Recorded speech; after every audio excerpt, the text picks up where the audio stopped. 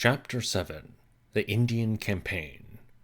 Scarcely had Alexander completed the conquest of eastern Iran before he began a vast new undertaking, a march to India. It had given him much thought during the Iranian campaign, when in the winter of 330-29 he was in Arcosia, south of the Hindu Kush. He had come into contact with the so-called Mountain Indians, who bordered on this province. It is related that in 328, in his negotiations with Pharazamides, prince of the Khorezmians, who challenged him to fight the peoples of the northern steppes, Alexander refused the contest on the ground that he was contemplating India as his next goal. Actually, he had had dealings with the prince of Taxila in 329-8 when in Sogdiana. The addition of strong reinforcements from the west and the extraordinary increase in the size of his army point to these new military projects. We may perhaps connect with the special nature of his Indian schemes the fact that in 329-8 he fetched to the camp Nearchus, the friend of his youth, who afterwards played so prominent a part in the maritime enterprises in India. How are we to place this resolve to go to India in perspective with Alexander's life work as a whole? Those scholars who hold the view that he never aimed at world empire at all see in this resolve nothing but the intention of personally taking possession of the Persian Empire in its fullest extent, or of restoring the frontiers of the empire as they had been under Darius I. But Alexander's proceedings in India are not thereby explained, for he went far beyond these frontiers. Darius I had conquered the northwest corner only up to the Indus, and had himself been unable to maintain his sovereignty later. In the Battle of Gargamella, Indians were fighting on the Persian side, but they were merely the frontier tribes of the Mountain Indians, who belonged to the satrapy of Arcosia, and the Indians who bordered on Bactria. The fundamental idea which impelled Alexander to India was not the winning or restoration of the Achaemenid power. It went much further. By marching to India, he intended to reach the eastern end of the world. If we are to understand this, we must make clear to ourselves the geographical beliefs in which he had been brought up. To the Greeks, India was the easternmost country of the inhabited world. To Hecataeus, as well as to Herodotus and Ctesias, none of whom had seen India. Its east coast was washed by the waves of ocean that engirdled the earth. How narrow their conception of the size of India was, is revealed by the dictum of Aristotle, that when one crosses Parnassus, i.e. Hindu Kush, the outer sea, the ocean appears in view. Alexander had grown up in the belief that India was the eastern edge of the world. This comes out in his answer to Pharazamides, when he said he wanted to subject the Indians, because he would then have Asia entirely in his hands. It also plainly expresses his motive. He wanted not merely, like the Achaemenids, to bear the title of a world sovereign, but to become in reality a world sovereign, who extended his empire to the limits fixed by nature to the inhabited world. This idea of world sovereignty, which had been in vague outline in his mind for years, he would now begin to realize by penetrating beyond the former eastern frontier of the Persian Empire.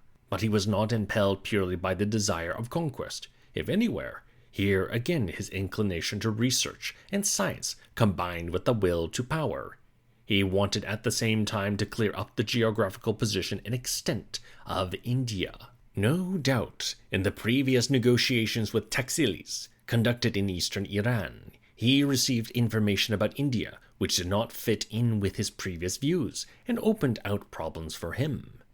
But even the fantastic statements about India as the land of wonder and romance, which were circulated among the Greeks, detriving from Hecataeus and Herodotus, and especially from the fabulous accounts of Ctesias, must have tempted him to examine them in the light of actuality.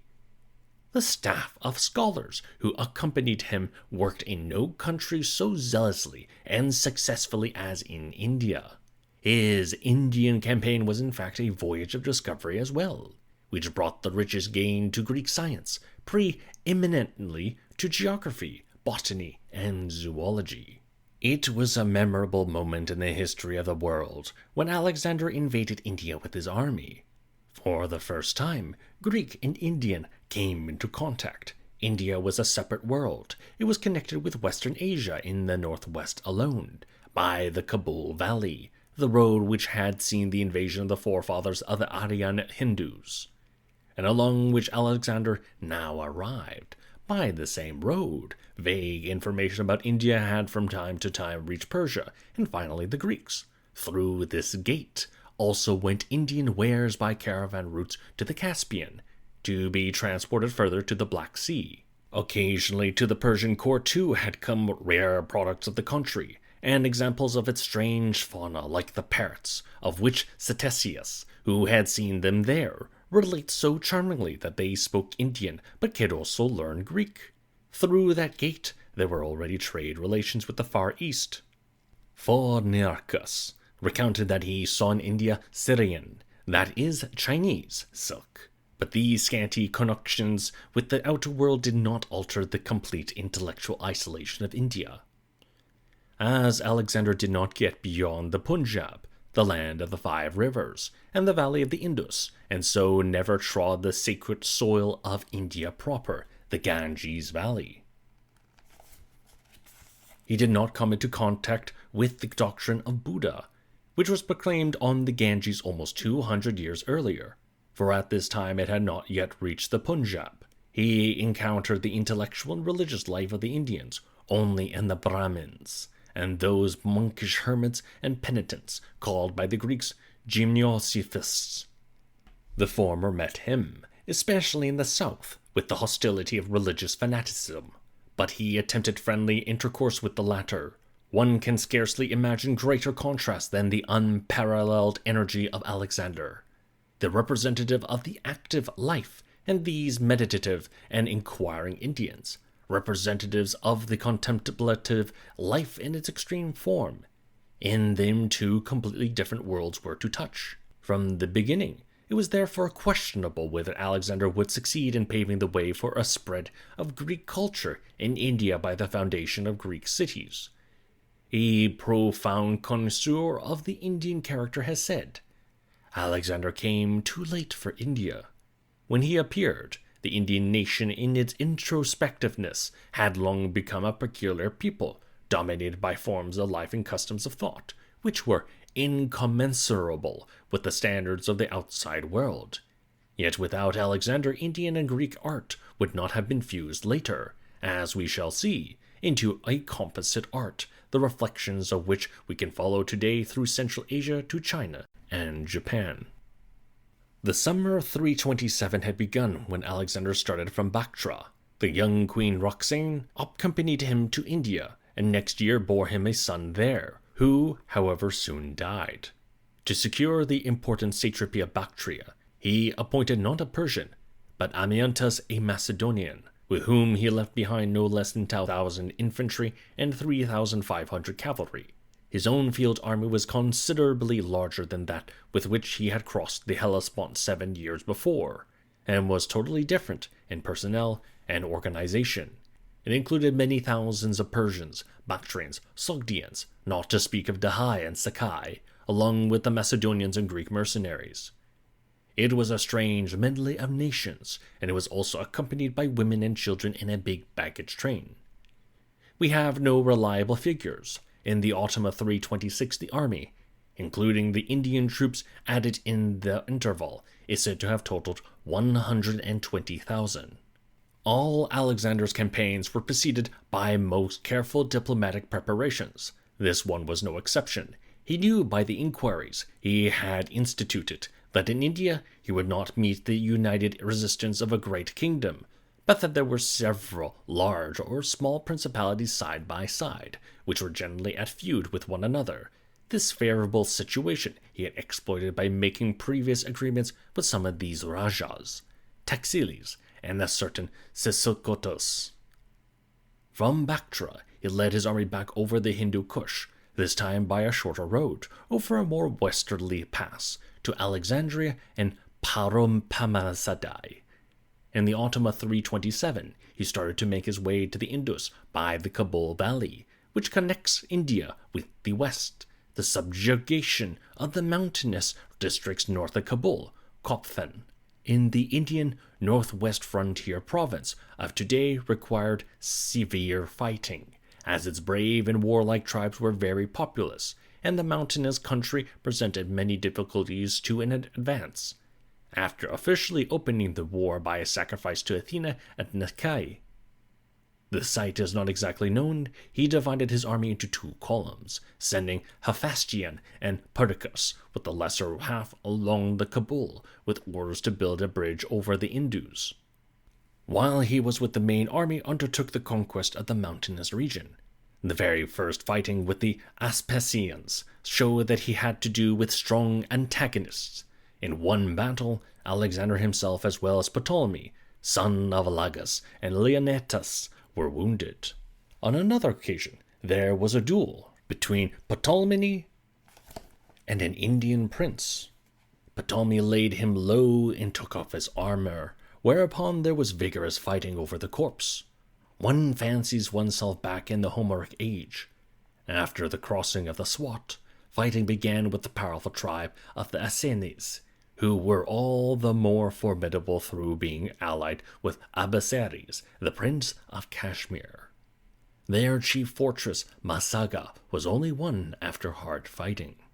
After further losses, the enemy forsook their towns and fled eastwards to the fortress of Aranos, situate on a ridge overlooking the right bank of the Indus.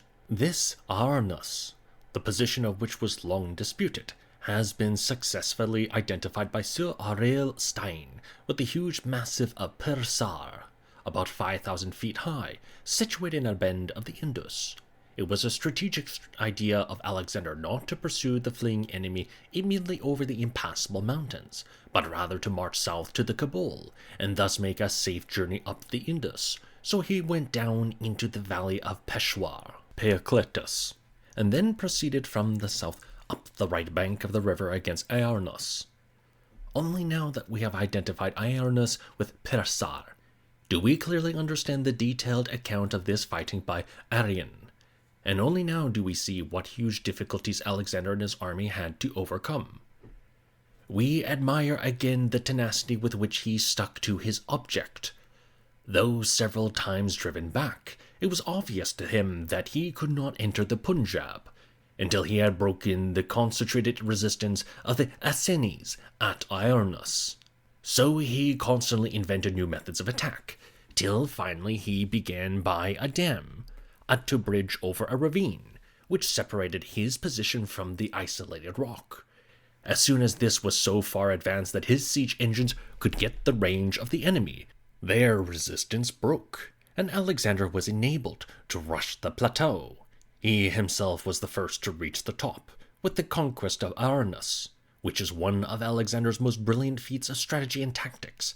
The campaign was over, and the door to the Punjab lay open. The whole region was put under a satrap, Nicanor, and the Indian Sisycotus, who had previously joined Alexander, was placed in command of the fort erected by Alexander on the summit of Aarnos, which had previously had no artificial fortifications. As the universal flight of the population to Aarnos shows that they regarded this natural fortress as impregnable, the Macedonians must have been proud in the consciousness of having performed a superhuman feat in the storming of it. One can understand how they began both in Alexander's routine and in the camp to relate how Heracles, the divine ancestor of their royal family, had once tried to conquer Aarnos, but had failed. The thought of Heracles had previously occupied the Macedonians when they were crossing the Hindu Kush. As they identified it with Caucasus, they supposed they had found the spot where Heracles had formerly delivered Prometheus.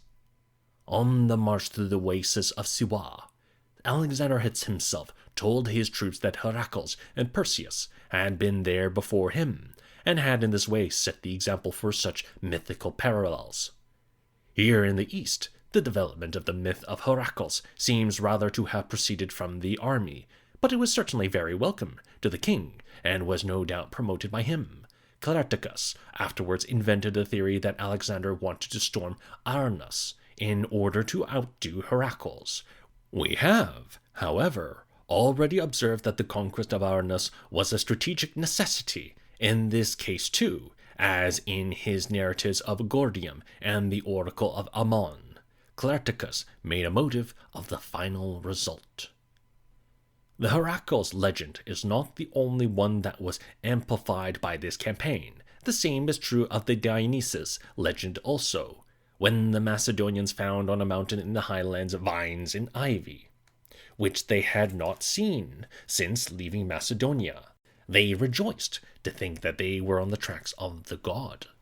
So the city in the valley they called Nyassa, and thus the story was evolved that Dionysus, whose great conquest in Asia, though not yet in India, were already known to men, had come here and founded the city of Nyssa. This simple and psychologically quite intelligible occurrence was fantastically embroidered by later writers. It provided the basis of the legend of Dionysus's victorious Indian campaign, a legend which owed its life to Alexander's campaign in India, and later gave much employment to poets and plastic artists. From Iarnus Alexander next marched to the spot where Hephaestion had, according to his instructions, thrown a pontoon bridge over the river. When he had given his army a rest of 30 days after the severe fighting, in the spring of 326 he crossed the Indus into the land of his ally Taxiles, whose rule extended from the Indus to the Hydaspes, the next Punjab river. Taxiles received him with valuable presents and welcomed him in Taxila, his capital. He was confirmed to his principality by Alexander, but was treated as a vassal prince, for on his departure from Taxila, Alexander left a garrison behind. Here they became acquainted with the actual wonders of India and its strange manners and customs, and here Alexander's scientists began to examine the Indian flora. In Taxila, they first made the acquaintance of those monkish gymnosophists described above. One of them, Calanus, attached himself to the king's camp and accompanied it to Persia, where he fell ill, and to the astonishment of the army, ended his life with philosophic calm by ascending a funeral pyre. We still possess fragments of a book on Alexander by Onesicritus, one of his attendants, in which, after the style of a romance of a philosophical and historical nature, he reports a conversation which he carried on with some gymnosophists at Taxila by means of interpreters. Dubious as is the setting of the narrative, the fact of a conversation between Onesicritus and gymnosophists need not be doubted, and it is interesting to see how this cynic and pupil of Diogenes thought he found the cynic doctrine in the general view of these Indian penitents with their simple and ascetic life, and represented the gymnosophists as true cynics with the cynic ideas of monarchy and citizenship of the world. On the other hand, the fragments we have of a later conversation between Gymnosophist and Alexander himself are the deliberate invention of the subsequent age, and are doubtless traceable to members of the Cynic circle, who had none of Onesicritus's personal veneration for Alexander. Taxiles had sent his ambassadors to Alexander and Sogdiana because he hoped he would protect him from his hostile neighbors, Abessares, king of Kashmir, and Porus, as the Greeks called the Paurava king, whose great kingdom east of the Hydaspes adjoined his own, while Abessares sought to deceive Alexander as to his real intentions and his alliance with Porus by an embassy with valuable presents. Porus collected a strong army on the opposite bank of the Hydaspes to prevent him from crossing. There, about the summer solstice of 326, another pitched battle took place, the last that Alexander fought.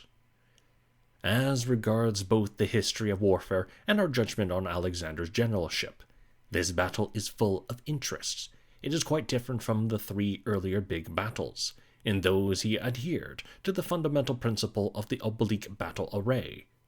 But here he carried out a quite new tactical idea. and without adopting any fixed scheme, took his decisions according to the special circumstances of the case.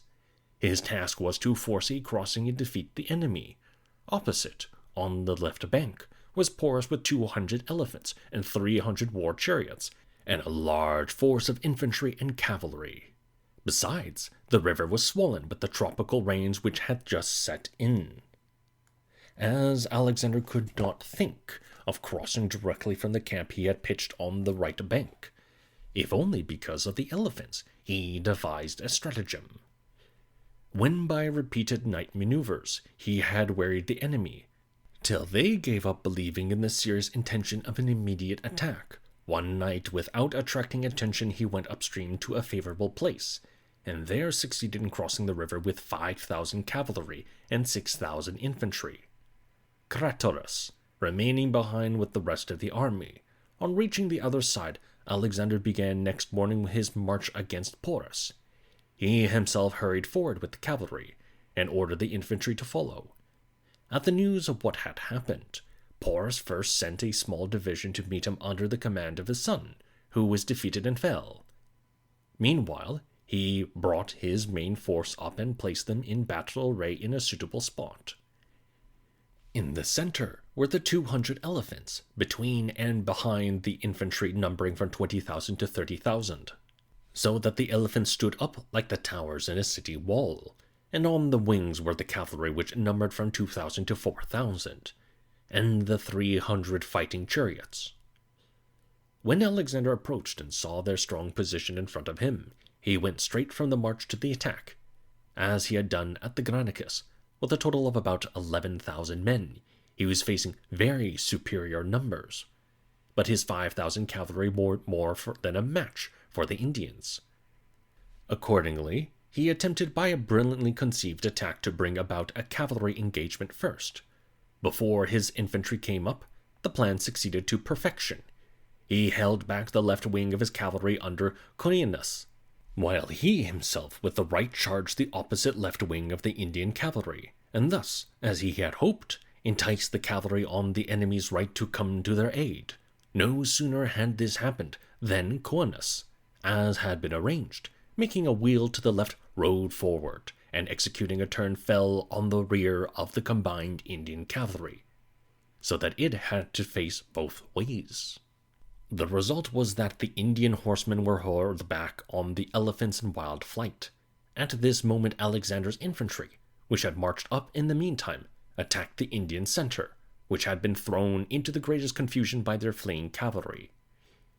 The confusion became more terrible when the elephants, whose mahouts were soon shot down by Alexander's archers, became frantic and trod down more Indians than enemies. In spite of the Indians' brave resistance, the end of the dreadful struggle was their complete defeat. Finally surrounded and beset too by Craterus, who had in the meantime crossed over, and now joined in the pursuit, they sustained losses that were colossal. Alexander's genius as a general is scarcely ever so convincingly impressed on us as in this battle of the Hydaspes. King Porus, a giant of manly beauty, fought to the last with the greatest bravery, till wounded and exhausted he had to surrender to the victor. He approved himself as general too, by his arrangements before and during the battle, but he was certainly not equal to the genius of Alexander. The story goes that when Alexander met him after the battle, and admiring his fine appearance, asked him how he would like to be treated, Porus replied, "Like a king." Even if this is fictitious, which is improbable, at any rate, Alexander, himself the most chivalrous of men, who valued nothing in an enemy more than chivalry, did treat him like a king. He confirmed him as king in his dominions, without subordinating him to a satrap, and later extended his kingdom to the Hydaspes. King Porus repaid him by fidelity to death. Politically, it was of the greatest importance to Alexander to have gained in this powerful ruler a secure support for his own rule in the Punjab. The situation was further destabilized by his success in reconciling the old enemies, Porus and Texeles, to preserve what he had fought for. Alexander founded on the Hydaspes 2 Greek cities, one Nicaea, Victory Town, where he had succeeded in crossing, and the other, where the battle was fought, Bucephala, named after his famous riding horse, which is said to have died there of old age. A gymnastic competition and a cavalry race were organized on the bank of the Hydaspes to celebrate the victory.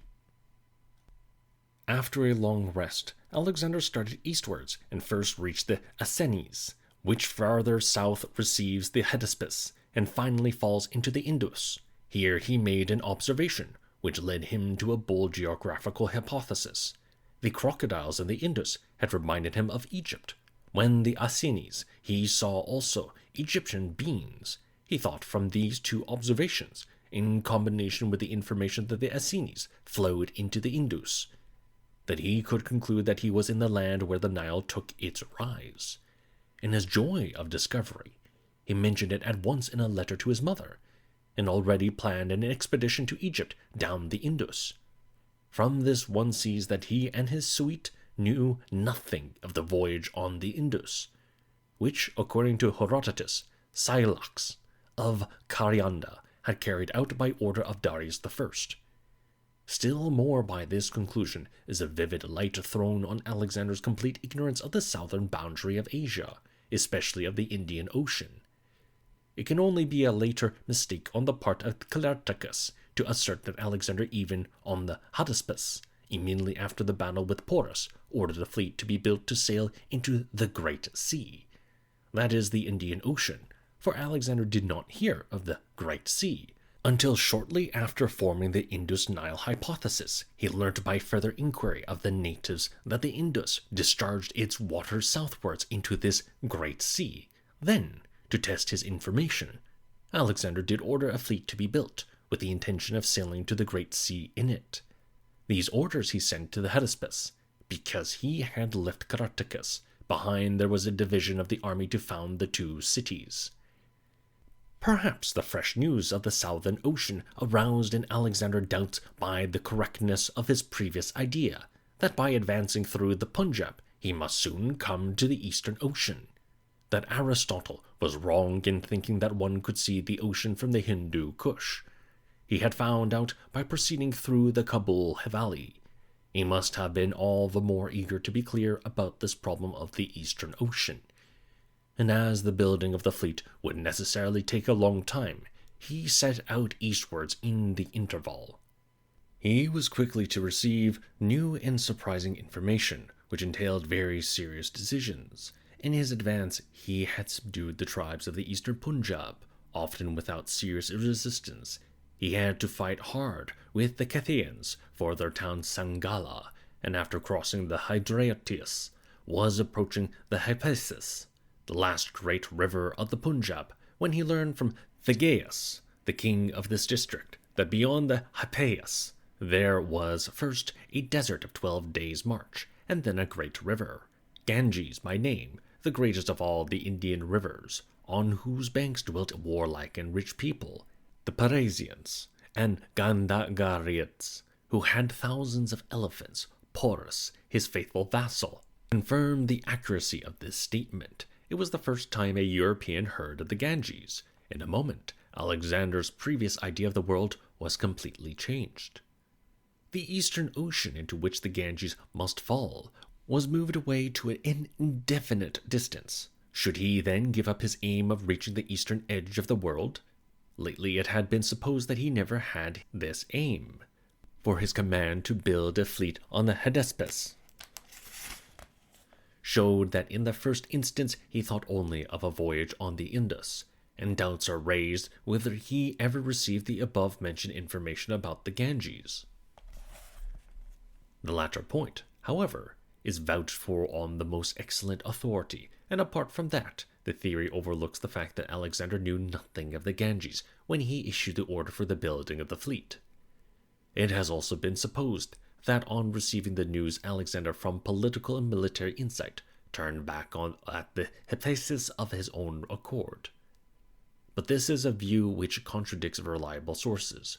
According to these, where can be no question that at the news he really wanted to invade the Ganges country, and this determination, however judged, must be included in the picture of Alexander, otherwise a characteristic trait will be wanting.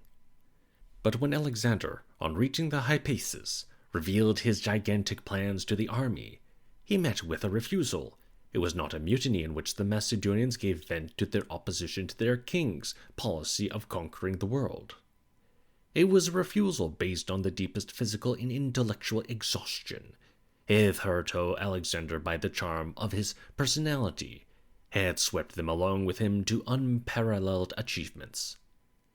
The troops which had originally followed him from about home, according to the calculations of Count Ulrich von Wartenberg, in the 8.5 years had marched between Amphipolis and the Hydaspes, about 11,250 miles, in any case a remarkable feat of endurance. Now Alexander was face to face with the impossibility of beginning a new great undertaking with his quite exhausted soldiery. The forlorn condition and mood of the army of the Hydaspes are chiefly to be explained by the tropical rains, which for 70 days since they left Taxila had poured down upon them without cessation. Hard as Alexander found it, he retired into his tent and sulked for 2 days. He could not avoid seeing the hopelessness of his plan, when he had ordered the usual sacrifice for crossing the river, and this had proved unfavorable. He proclaimed his will to turn round, for which he was thanked by the immoderate rejoicing of his army. By his self-conquest he got his troops in hand again, but the refusal of his Macedonians left a sting in his soul, and it is perhaps to be referred to this thrilling incident that later, we do not know exactly when, he gave orders that 30,000 young Persians of special strength and beauty should be selected and trained with Macedonian weapons, to form a counterpart to the Macedonian phalanx. These are the so-called Epigoni, who in 324 were paraded before the king at Susa. In commemoration of his advance to the Hydaspes, and in gratitude to the gods who had led him victoriously so far, as his ancestor Heracles had erected his pillars in the far west, so Alexander built 12 great tower-like altars on the nearer side of the river. We have been informed by those who refer everything to Babylonia that this was for the 12 signs of the zodiac. In reality, it was the 12 gods of Macedonia to whom these altars were raised. The march back to the Hydaspes now began. No obstacles met Alexander in the pacified country, which had been added to the kingdom of the faithful Porus. On the Essenes, he came to the city named after him, which Hephaestion, by his order, had been engaged in founding, and settled in its natives and discharged mercenaries. Here he was met by envoys from Abbasares of Kashmir, who sent him a present of 30 elephants, and was now recognized by Alexander as a vassal prince of his country, independent of Taxiles, with titles of satrap. This arrangement seems to have lasted, for after the death of Abbasares in 325, Alexander confirmed in his succession a son who bore the same name. Meanwhile, the 2 new cities of the Hydaspes, Nicaea and Bucapella, had suffered severely from the persistent rains, which suggest buildings of unburnt bricks. Alexander had them repaired by his troops. The most pressing business next was to finish the building of the fleet, which he had entrusted to Craterus. Men were thereupon sent up the Hydaspes to the fair growing region of the Himalayas to float down timber for the construction of ships. The king, denied the goal of the Eastern Ocean, was now fired with the desire of sailing down the Indus, which, according to the inhabitants, flowed into the ocean of the south. Great exertions were made to finish the fleet, and it was a very strong one. When the voyage began, there were 80 boats of 30 oars, fitted out as warships, and hundreds of horse transports, grain ships, and other lighter craft for holding men or cargo, requisitioned from the neighborhood, in all at least 800 vessels. To defray the expense, Alexander selected 30 of the richest of his attendants, among them the 7 bodyguards, and on the Athenian model gave them each a triarchy. He probably did this not so much for economy, to save the imperial treasury the expense, as to give a personal interest in the enterprise to his immediate followers. The crews of the ships were formed of the most maritime peoples of the East, Phoenicians, Cyprians, Carians, and Egyptians, who had followed in the baggage train, and of the Greeks most accustomed to the sea, from the islands Ionia and the Hellespont, who were picked out of the army for the purpose. Alexander could not take over the chief command in person, as in case of need he would have to command by land. So he conferred it on one of the most intimate friends of his youth, Nearchus, and made him admiral, Narak.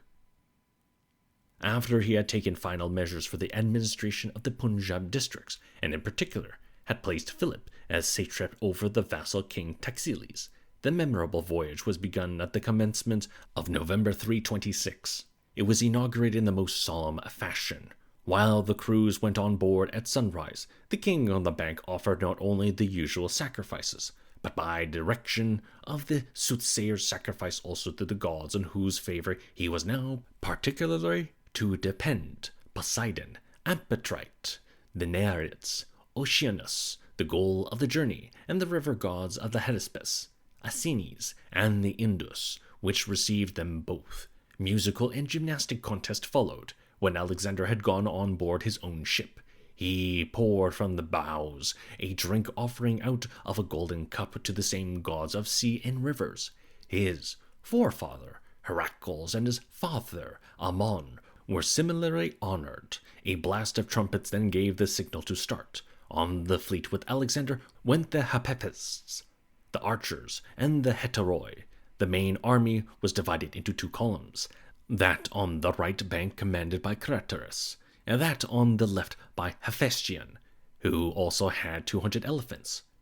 It was a wonderful sight for the Indians when this great fleet, with its gay sails, passed majestically down the river. With the splash of the oars, the word of command of the pilots, and the hurrahs of the rowers echoing in the ravines of both banks. With astonishment the Indians saw the army on board ship, and especially the horses. At the noise they came out of their forest in troop, and escorted the fleet part of the way, singing their Indian songs, for no people love singing and dancing so much as the Indians, says Arrian, to whom we owe the fine description of this voyage. When in explanation he refers to the Indian triumph of Dionysus, he refers to a legend which grew up only in consequence of Alexander's campaign. The voyage was not to be peaceful for long. Before Alexander reached the Acenes, he heard that the Mali and the Oxydracae, the largest and most warlike of the Indian tribes, were preparing to fight him. He therefore insisted on pushing forward more rapidly, in order to pass the point where the Hydaspes enters the Acenes. In this process, owing to the violent whirlpools and rapids produced by the meeting of the 2 rivers, his fleet suffered severe damage, and had to be hastily repaired. The plan of campaign, which he then drew up for engaging the enemy, plays him again to us as a consummate strategist. The territory of the enemy stretched along the Hadriatis, which farther south enters the Acenes, and seemed to be protected against Alexander's camp on the Acenes by a waterless desert. The Mali, therefore, expected that he would attack from the mouth of the Hadriatis, but he determined to surprise them by advancing with a part of the army through the desert into the heart of their country, and to drive them down the Hadriatis into the arms of another column under Hephaestion, who was to occupy the lower course of the river, while the fleet in Craterus, with the elephants, stationed on the right bank of the Acenes, opposite the mouth of the Hadriatis, were to prevent them from escaping westwards. The surprise was a signal success, and the contemplated junction of the Mali with the Oxydracae was frustrated. Nevertheless, the fighting for the towns and strongholds of the Mali was severe and bloody, since they fought with the courage of despair. Several towns had to be stormed, among them a town of the Brahmins, and lastly the chief town of the tribe. Here, Alexander's victorious career might have come to a tragic end. To spur on his wavering troops, he climbed a ladder and was the first to mount the castle wall. Thence he jumped down alone into the interior of the castle, and with his back to the wall and exposed to the enemy, he recognized him by his glittering armor, was hit by an armor in the breast, and collapsed in a swoon. Alcestis and Leonatus, who had jumped down after him, covered him with their shields. Alcestis with the sacred shield of Ilium, till finally the storming party scaled the wall and laid the enemy low. While the troops, believing their king to be slain, vented their fury on the garrison and the women and children as well. Alexander was carried out for dead on his shield, but his youthful vigor prevailed, and after the arrow was extracted from the wound, he slowly recovered. The news that the king had fallen had already reached the camp at the mouth of the Hydaspes. The deepest grief, and also terror and dismay at their desperate position without Alexander. Fearing that disturbances might break out, Alexander had himself taken on board ship down the Hydaspes to the camp. As soon as his condition rendered it possible, the sight of the sick tent on deck at first confirmed the troops in the belief that the vessel was bringing the king's corpse. But when he had the tent opened and beckoned with his arm and went on shore, he actually mounted a horse to show himself to all, and then walked on foot to his tent. Their rejoicing knew no bounds, and with tears in their eyes they broke into a triumphal shout, so that the wooded ravines re-echoed. From all sides they thronged to touch the hands or knees or clothes of their beloved king, or at least to gaze into his face and utter words of affection, overwhelming him with flowers and gay ribbons. One cannot without emotion read the description which Arrian gives of this scene. It brings home to us the fascination of Alexander's personality. The deep affection the army felt for him broke out with elemental vehemence. Everything that had ever come between him and his Macedonians was forgotten. Theoretically, his friends were probably quite correct to reproach the king for behaving not as a general but as a soldier, in leaping down into the castle. But the old Boeotian was right, who, when he heard that Alexander was angry about this, said in his dialect to him, "A man's duty is to act," adding a verse from Sophocles, "He who acts must also suffer." For it was not the capture of the town itself, but this unprecedented act of Alexander's, which spread so great a terror among the enemy, that not merely the Melai, but also the Oxydraci humbly submitted themselves. By this spontaneous act, conceived and carried out in the wild excitement of combat, he both rendered superfluous the whole second part of his carefully thought-out plan of campaign, the driving of the Malai into the trap set at the mouth of Hydaspes, and also brought about the submission of the Oxydraci without the striking of a blow. After Alexander had completely recovered, the fleet, which during the involuntary interval had been strengthened by fresh construction, sailed past the mouth of the Hydaspes to the point where the Asines joined the Indus. Here Alexander fixed the southern limit of his North Indian satrapy, left the satrap Philip with some troops, and ordered him to found an Alexander city at the confluence of the two rivers. Approximately half of his river voyage was now completed. About February of 325 began the voyage down the Indus, the banks of which down to the sea were finally united in the satrapy of Lower India under Pathon.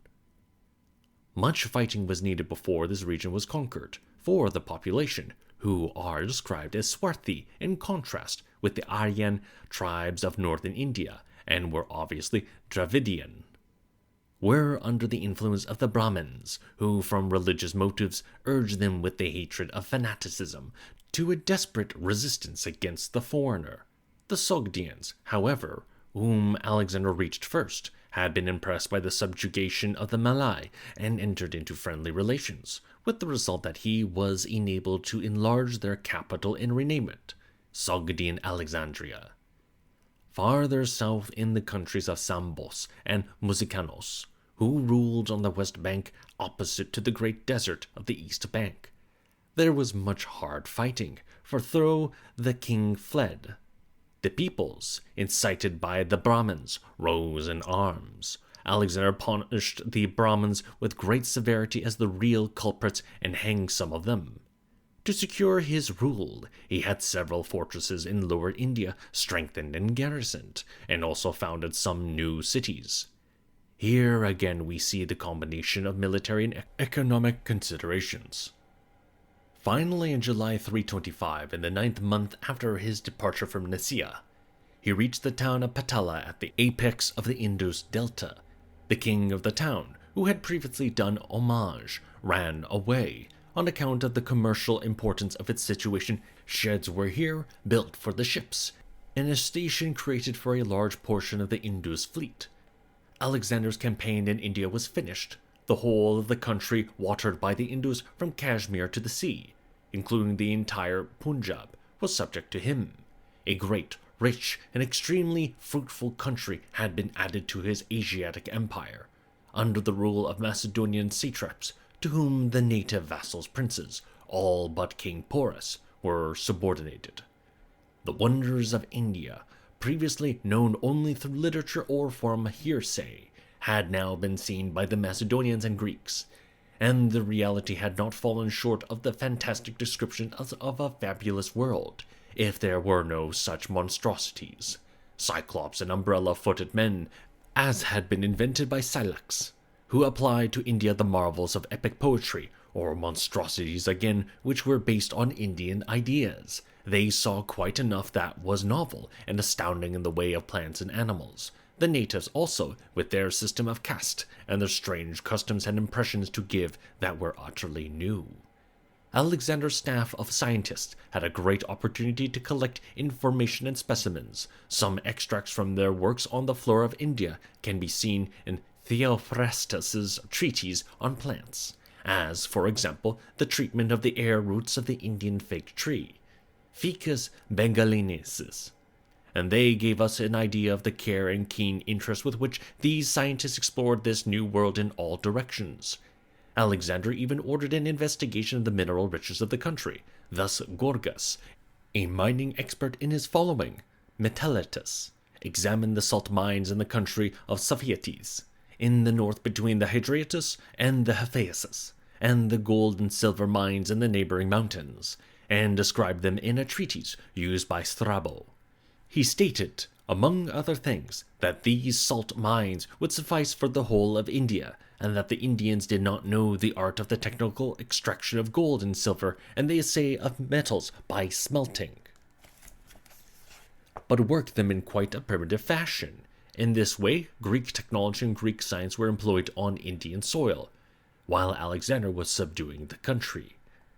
Beside all this, the king was now particularly occupied with the great geographical problem which, along with his will to conquer, had impelled him to his voyage down the Indus.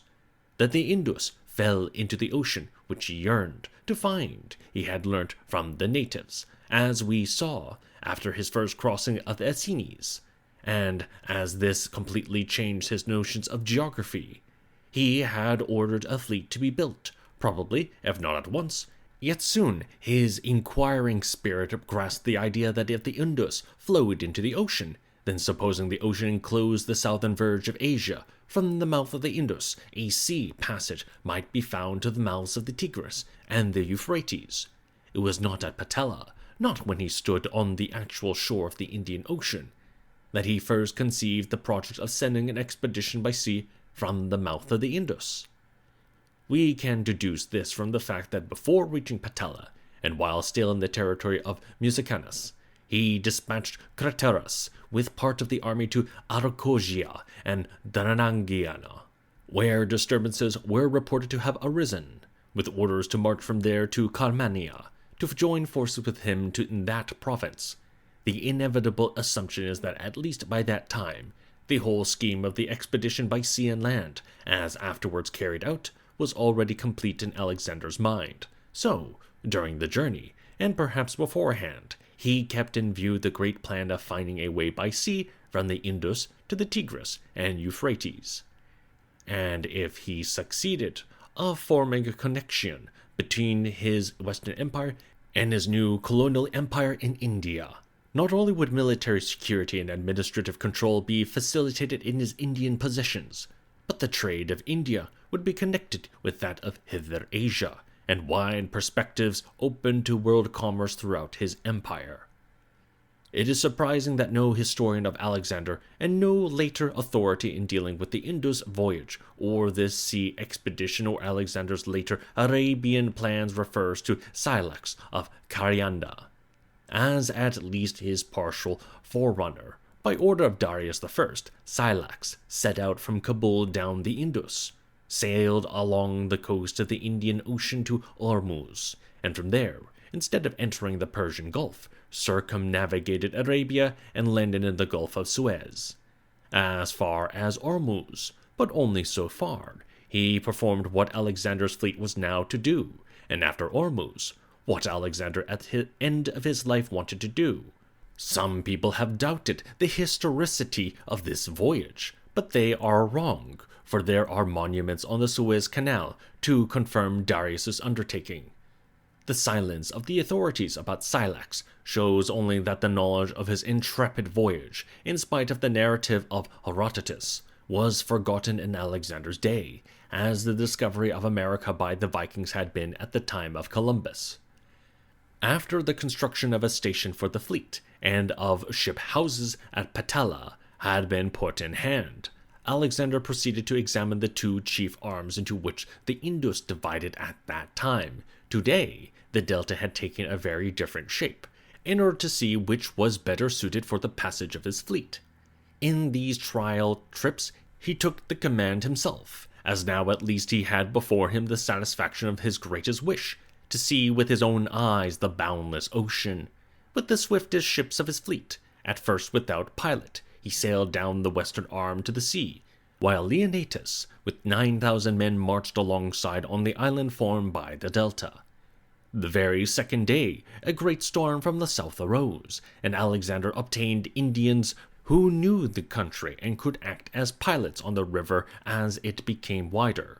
For protection from the strong ocean winds, they had just diverted the fleet into a side channel, when, forthwith, to the surprise and terror of the Macedonians, the swollen water sank, and the ships were left high and dry. It was the ebb tide of the ocean. Became known to these Europeans for the first time. They were still more astonished when the incoming tide floated the ships again, damaging many of them. As the king approached the river mouth, he left most of his ships behind at an island, and proceeded with the best to a second island, which was further on, after offering sacrifices there, as at the first, by Amon's direction. He sailed out into the open to spy, as he said, whither there were some land standing up in the sea, but when he saw only the unlimited ocean before him, then in the proud and happy consciousness that he had reached a limit of the world, he offered to Poseidon, Lord of the sea, a great sacrifice of gratitude for the past and prayer for the future.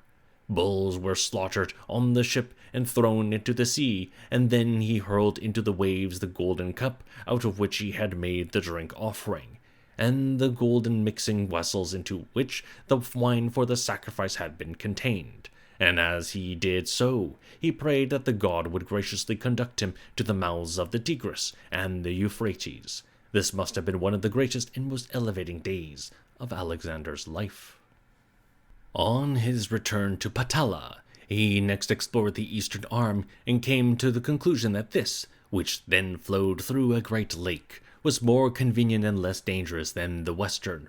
Probably the voyage was easier, because the southwest monsoons blew into the western, but not into the eastern arm.